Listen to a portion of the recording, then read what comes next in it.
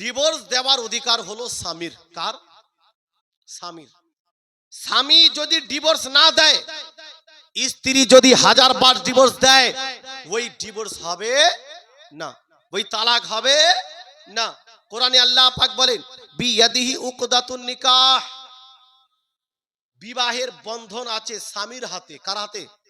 স্বামীর হাতে। স্বামী যদি তালাক দেয় তাহলে তালাক হবে, আর যদি তালাক না দেয় তালাক হবে।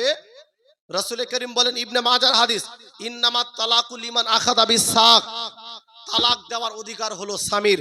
স্বামী যদি তালাক দেয় তাহলে তালাক হবে, আর স্বামী যদি তালাক না দেয় তালাক হবে না। সুতরাং কোন মহিলা যদি কোর্টে গিয়ে কোন উকিলের মাধ্যমে, জজের মাধ্যমে নিজের স্বামীকে ডিভোর্স দেয়, সেই ডিভোর্স হবে না। যেহেতু ডিভোর্স হবে না, ওই ডিভোর্সের ভিত্তিতে যদি সে অন্য জায়গাতে বিয়ে করে, সেই বিয়ে তার সংগঠিত হবে না। ওই বিয়ে হবে না, সারা জীবন জেনা ব্যভিচার হবে। মনে রাখবেন, স্ত্রীর জন্য 200 টাকা দিয়েছেন, মারা গেছেন, আল্লাহ পাক ওনার স্ত্রীকে জান্নাত দান করেন। তো এই জন্য যদি কোনো মেয়ে এই ভুল করে, স্বামী ডিভোর্স না দেয়, নিজের ডিভোর্স দিয়ে অন্য কাউকে বিয়ে করে, তার বিয়ে হবে না।